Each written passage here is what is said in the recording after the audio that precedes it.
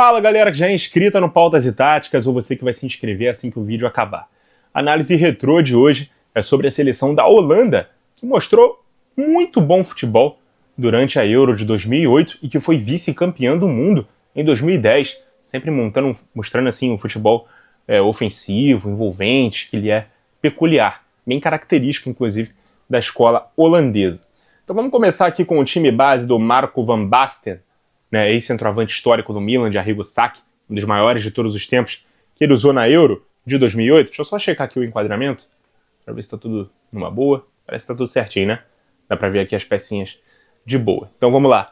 Van der Sar no gol, Boulahrouz na lateral direita, Oyer e Matthijssen, ou Matthijssen, na zaga, e Van Bronckhorst na lateral esquerda. Nigel de Jong e Angela são os dois volantes. Dirk Kuyt, Wesley Sneijder e Van der Vaart formando essa linha de três, e Ruud van Nistelrooy era o centroavante. Esse elenco ainda tinha jogadores como o goleiro Stekelenburg, o meia Ibrahim Afellay e os atacantes Arjen Robben, Klaas-Jan Huntelaar e Robin van Persie, beleza? Timaça, era um elenco bem forte, né, da Holanda. Esse time jogava no 4-2-3-1 com algumas variações para o 4-3-3. Na saída de bola, os dois zagueiros abriam, os laterais subiam, os volantes centralizavam, um por trás do outro, né? O Angela afundava para fazer a saída de três, o Nigel de Jong ficava aqui como opção de progressão por dentro. Era uma saída de 3+1. Na verdade, naquela época, os zagueiros não podiam fazer a saída de bola dentro da área, né? Então, mas era uma saída aqui de 3+1 com os laterais aqui mais avançados. O Van der Vaart centralizava junto ao Sneijder. Os dois ficavam próximos ali do de Jong, né? Ligeiramente mais avançados do que ele, e dando opções de jogadas entre linhas. Ambos também tinham uma grande virtude nas finalizações de fora da área. Quase que na mesma linha, os dois laterais subiam e o Kuyt centralizava aqui ao lado do Nistelrooy. Então formavam aqui uma espécie de 3-1-4-2. Era essa variação que o time saía jogando curto e incentivava a participação do goleiro Van der Sar a sair com os pés. Estamos falando de 2008, tá? Uma temporada antes da estreia, inclusive, do Pep Guardiola como profissional do Barcelona, como treinador, né? Então, para quem gosta de falar aí que essa é uma invenção dele, de sair jogando ali com o goleiro, com os pés, não foi uma invenção dele. Ele pode ter sido quem popularizou, mas não foi quem inventou. Então, a Holanda se destacava muito pelas trocas de passes rápidas, sem administrar muito a posse de bola, né? Tentava trocar poucos passes para a bola poder chegar logo nos pés dos atacantes. Também usavam muitas inversões para os laterais, especialmente por Van Bronckhorst, que era mais liberado para atacar pela esquerda. Ele era o lateral mais ofensivo, chegava muito à linha de fundo, e o Kuyt aproveitava isso para poder fazer as suas diagonais para a área, se juntando ao Nistelrooy, que era o homem de referência. Gente, quem não viu o Nistelrooy jogar, procura depois no YouTube, porque era um dos melhores centroavantes dos anos 2000, final dos anos 90 também. Ele jogou muito no Manchester United e muito no Real Madrid também, né? Inclusive, colocou o Ronaldo no banco, e o Ronaldo acabou indo para o Milan, graças às grandes atuações ali do Nistelrooy quando ele chegou. Então o time tinha essa jogada aqui forte, né? Inverter para o lado esquerdo com o Van Bronckhorst, Van der Vaart e Sneijder ficavam sempre aqui na entrada da área, finalizando de fora, o Kuyt fazendo as suas diagonais para se juntar ao Nistelrooy dentro da área, beleza? Como o Boulahrouz era menos ofensivo, por vezes o Robben entrava para dar essa amplitude pela direita, mas ao não ter o Kuyt partindo dentro daquele ponto de partida ali, outro aumento de força dentro da área era a inserção do Van Persie no time titular, e aí com isso o time tinha mais poder no jogo aéreo, mas também a possibilidade do corte para dentro, tão característico aqui do Robben, quando ele jogava nessa posição, entrava no segundo tempo, inclusive marcou um golaço contra a França, né, no segundo jogo da fase de grupos da Euro, marcou um golaço assim, dentro da sua característica, né, cortando para dentro e finalizando, né, com o pé esquerdo para o gol. Na defesa, o time fazia uma marcação por zona. Era um 4-4-1-1 ou mantendo o 4-2-3-1 base, mas era normalmente o 4-4-1-1 mesmo, tá? Que o Sneijder ele ficava ligeiramente mais à frente e os pontas mais nas linhas dos volantes mesmo. Ele não ficava exatamente na mesma linha aqui do Nistelrooy, ficava um pouco atrás, então o time marcava dessa forma. A ideia era dar o bote no homem da bola e sair jogando rápido, sem rifar a bola, sem recuar muitas linhas e sem subir totalmente no campo de ataque. Então, esse era o começo do fim dos tempos de uma marcação mais espaçada. mas ainda não era tão compacta como nos times de hoje. O Sneijder era um homem mais preservado do meio, na fase defensiva, como eu falei, mas ele não encostava tanto assim no Nistelrooy. O De Jong e o Angelaar protegiam bem a defesa, mas o time às vezes sofria com recomposição lenta dos meias ofensivos, com exceção do Kwiat, que fazia mais esse trabalho defensivo, trabalho sujo, digamos assim, recompunha bem e dava apoio ao lateral. Isso deixava o time mais frágil do lado esquerdo, especialmente nos momentos que o Van Bronckhorst tinha que correr para trás e do Van der Vaart voltar para a ponta, porque a gente lembra que com bola o Van der Vaart ficava centralizado, o Van Bronckhorst avançava muito. Também chamado de Gio, tá? Que era Giovanni Van Bronckhorst. Na camisa dele ficava escrito Gio. Jogou no Barcelona do Ronaldinho, o Van Bronckhorst, inclusive. Então, para correr para trás e essa recomposição aqui do Van der Vaart acontecer, era um pouco mais complicado. Então, esse lado esquerdo era o caminho das pedras para quem queria atacar a Holanda. A Holanda tinha caído no grupo da morte da Euro, né? Com as então finalistas da Copa do Mundo de 2006, Itália e França. E esses ainda foram os dois primeiros adversários da Laranja na Euro. Mas como ela respondeu? 3-0 na Itália e 4-1 na França. Duas atuações maravilhosas, placares impressionantes, e contra todos os prognósticos, o time definitivamente se credenciou como um dos candidatos ao título da competição. Eu lembro como se fosse ontem, cara. Eu assisti esse jogo lá na casa, né, do meu primo William, com meu outro primo ali, o Carlos Eduardo. Um abraço aí pra eles. Dudu, né? A gente chama ele de Dudu. A gente ficava vendo, cara, ficava impressionado como a Holanda jogava a bola, né, naquela Euro. Jogava muita bola. Então, a gente falou, pô, a Holanda é forte candidata, uma das grandes favoritas aí para ganhar essa Euro. Já classificado, o Van Basten poupou o time, né, que jogou contra a Romênia. Foi a campo com uma escalação bem reserva, né, com o Stekelenburg no gol, Heitinga na lateral direita, Buma e Declerc na zaga, Melchior na lateral esquerda, Desul e o outro Buma, né, os volantes, Robben, Afelai e Huntelaar a linha de 3 e o Van Persie na frente. Também era um time muito bom, né, especialmente esse quarteto ofensivo.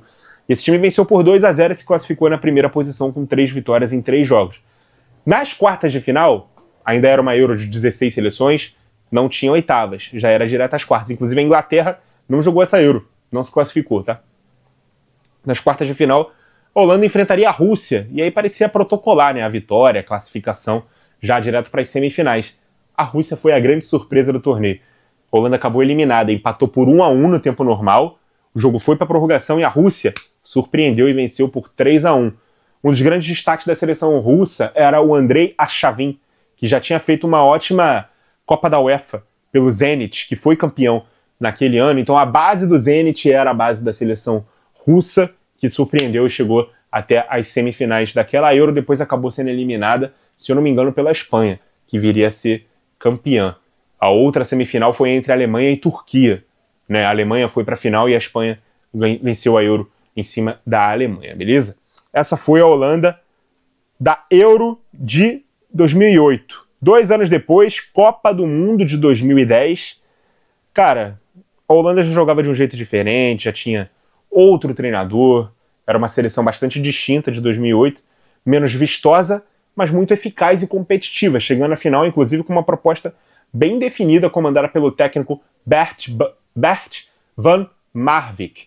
Inclusive, eu lembro de ter apostado lá na escola que eu estudava, no primeiro ano naquela escola, de que os finalistas da Copa de 2010 seriam Holanda e Espanha, pelo que eu vi da Euro. Tá, mas eu não estava acompanhando tanto assim como a Holanda jogava nas eliminatórias e tal, porque para mim era ainda aquela Holanda da Euro, né, com o Van Basten, que tinha todo aquele poderio ofensivo, que me encantou tanto e acabou me decepcionando já tão cedo nas quartas de final. Mas eu apostei, cara, a Espanha, que ganhou a Euro, e a Holanda, que jogou muito na Euro, tem muita chance ali de ir para a final da Copa. Então a gente sempre tinha ali aqueles simuladores, né, de ver quem ia avançar, e eu não conseguia eliminar eles no meio do caminho. Acabou que aconteceu, tá? A final da Copa foi Espanha e Holanda. Eu fiz uma aposta em 2 favoritos e acabei vencendo ali essa aposta. O que eu ganhei nessa aposta? Não ganhei nada, porque era uma aposta mais de boca, não tinha dinheiro envolvido. A gente era tudo criança, né? Tava na 8ª série nessa época. Mas já mostrava que entendia algum pouquinho de futebol, né? Stekelenburg era o goleiro, já não era mais o Van der Sar. Van der Wiel na lateral direita, já não era mais o Boulahus. Heitinga e Madsen na zaga. Eu nunca sei se é Madsen ou Matthijssen. O Neuer foi para o banco. Van Bronckhorst mantido na lateral esquerda. Nigel de Jong e o Van Bommel já eram os dois volantes. Arjen Robben, agora sim titular, na ponta direita. Wesley Sneijder, Dirk Kuyt foi para a ponta esquerda e Van Persie já era centroavante. Nistelrooy não foi para aquela Copa do Mundo. Esse elenco ainda tinha jogadores como o próprio Van der Vaart, que era titular em 2008, foi titular em um jogo das oitavas de final contra a Eslováquia, mas ele foi majoritariamente reserva ao longo daquela competição. O Van Marwijk, ele era um treinador de estilo pragmático, voltado para o equilíbrio defensivo. Ele abandonou aquele jogo ultra-ofensivo e romântico da geração anterior, apostou numa proposta mais sólida, mais compacta, mais vertical, inspirada na organização tática alemã e italiana, mas ainda com traços típicos ali da escola holandesa. A saída de bola era preferencialmente curta com os zagueiros, né, o Heitinga e o Matthijsen, sei lá, iniciando as jogadas, né, e ganhando a companhia do Van Bommel, a fundar entre eles. A organização era basicamente a mesma de 2008, porém sem um meia aberto ali centralizando. Então, com isso, nos primeiros metros, a organização era de 3+1. Os laterais esperavam as ações dos pontas para centralizar as jogadas e fazer as ultrapassagens. Então, se o Kuyt centralizasse, aí sim o Van Bronckhorst passava. Se o Robben fizesse aquele corte para dentro, deixa eu botar o Robben aqui com a camisa 11, né, fizesse aquele corte ali para dentro, aí sim também o lateral direito também fazia aquelas ultrapassagens, beleza?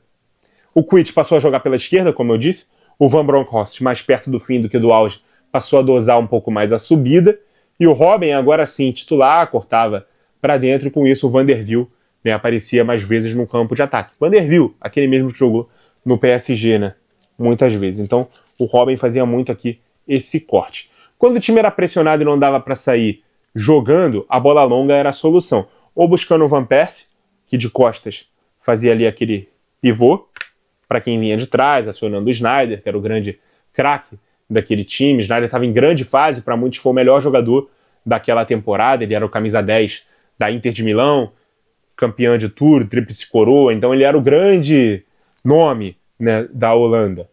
Ou então também fazia ali o pivô para os dois pontas, né, para os pontas fazerem essa centralização que buscava aqui as ultrapassagens dos laterais quando eles centralizavam, beleza?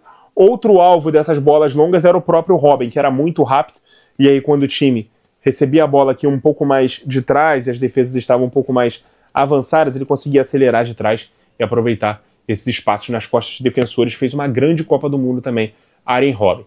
Na defesa, o time se organizava num bloco médio-baixo, linhas próximas, muita disciplina tática, dentro do sistema padrão, 9 jogadores atrás da linha da bola, apenas o Van Persie preservado. Então o time mantinha o seu 4-2-3-1. Aqui não havia dúvida, tá? Era 4-2-3-1 mesmo. Não tinha 4-1-4-1. Mas todos aqui marcavam atrás da linha da bola. E aqui ficava só o Van Persie preservado na fase defensiva. O time até adotava uma marcação individual em algumas zonas do campo, especialmente na frente da defesa, com o Van Bommel e o De Jong, e a recomposição era maior pelo lado esquerdo com o Kuyt do que pelo direito com o Robben, embora a camisa 11 também ajudasse bastante acompanhando os laterais, inclusive no Bayern, tá? Onde ele já jogava. Os zagueiros evitavam sair da linha para não desorganizar ali o sistema tático. Campanha da Holanda na Copa do Mundo de 2010. 2-0 na Dinamarca, 1-0 no Japão e 2-1 contra Camarões na fase de grupos. Campanha também com 100% de aproveitamento, 3 jogos, 3 vitórias. Nas oitavas, 2-1 sobre a Eslováquia. Nas quartas, 2-1 de virada contra o Brasil, de Dunga, vocês vão lembrar dessa partida. E nas semifinais, um jogaço e a classificação épica sobre o Uruguai por 3-2. Foi um jogo assim incrível. Quem não lembra aí do golaço do Van Bronckhorst? Não lembro se foi o primeiro gol do jogo, mas acredito que sim. Uma pancada de fora da área, no ângulo, um golaço ali do lateral esquerdo. E aí na final contra a Espanha, depois de um 0-0 na prorrogação, com direito ali a um dos lances mais violentos, inclusive, da história das Copas do Mundo, protagonizado pelo volante Nigel de Jong. Ele acertou ali uma solada no peito, quase uma voadora ali no peito do Xabi Alonso, e só levou cartão amarelo, né? Ainda aos 28 minutos do primeiro tempo, a Holanda acabou derrotada pela Espanha por 1-0, gol do Iniesta, já na prorrogação. Perdeu assim a chance de conquistar sua primeira Copa do Mundo, numa final que coroaria, de qualquer forma, uma campeã inédita. Era a terceira chance em finais da laranja, que não mais voltou a outra decisão de Mundial depois daquela até hoje. E o que mais dói, né, para os holandeses é pensar que no minuto 62 o Robben desperdiçou uma das chances mais claras do jogo, quando recebeu um passe do Sneijder, saiu cara a cara com o goleiro Casillas, teve tempo de escolher o campo e bater tirando do arqueiro, mas o Iker acabou esticando a perna, defendeu a finalização do ponta do Bayern, que é bom lembrar, também havia sido vice-campeão europeu naquela temporada. O Robben acabou dando a volta por cima, né, a nível de clube.